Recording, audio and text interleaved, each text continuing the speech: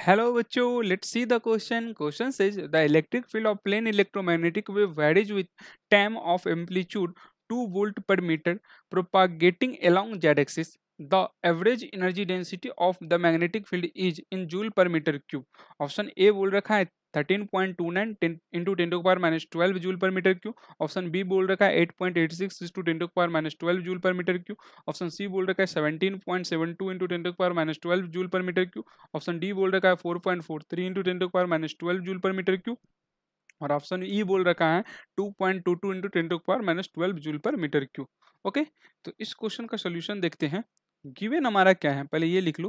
तो हमको electric field का एम्पलीट्यूड का मैग्नीट्यूड दे रखा है कितना, 2 वोल्ट पर मीटर क्यूब. ओके, और ये किस 2 वोल्ट पर मीटर, सॉरी 2 वोल्ट पर मीटर.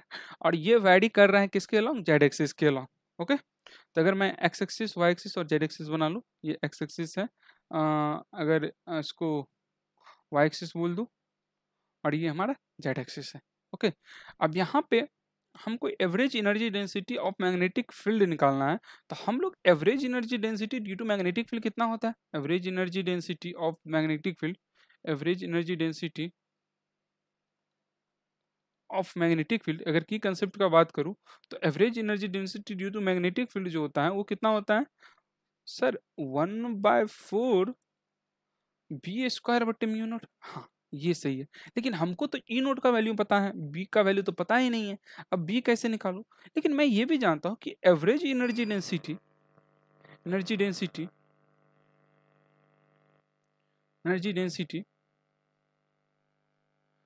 ऑफ इलेक्ट्रिक फील्ड जो होता है ना, इलेक्ट्रिक फील्ड जो होता है ये कितना होता है, you E 1/4 epsilon not into E square. ये चीज भी मैं जानता हूँ. Okay, epsilon not into E not square. अब यहाँ पे इसको बी नोट स्क्वायर भी लिख सकता हूँ. ओके, अब ये चीज जानते हैं कि एनर्जी का जो डिस्ट्रीब्यूशन होता है इलेक्ट्रिक फील्ड और मैग्नेटिक फील्ड में वो इक्वली होता है. इसका मतलब ये हुआ कि यू ई और यू बी बराबर है, और हमको यू बी निकालना है तो ये बराबर होगा यू बी के भी. मतलब 1/4 epsilon not into E note square के बराबर भी होगा. दोनों से तो सेम ही वैल्यू आना है. अब हमको ई नोट दिया हुआ है तो ये वाला फॉर्मूला यूज कर लेते हैं, यू ई बराबर यू बी, ये वाला फॉर्मूला यूज कर लेते हैं.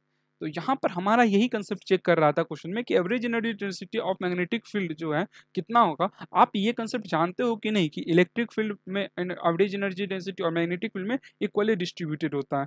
तो इसमें अगर हम पुट करें वैल्यू तो कितना हो जाएगा, 1/4 एप्सिलॉन नॉट का वैल्यू हम लोग जानते हैं 8.85 इंटू 10⁻−12 होता है. और ई नोट कितना है 2, तो 2 का स्क्वायर कितना हो जाएगा 4, 4 4 कैंसिल. तो ये 8.85, इसको 8.86 के आसपास में भी लिख सकते हैं इंटू 10⁻−12.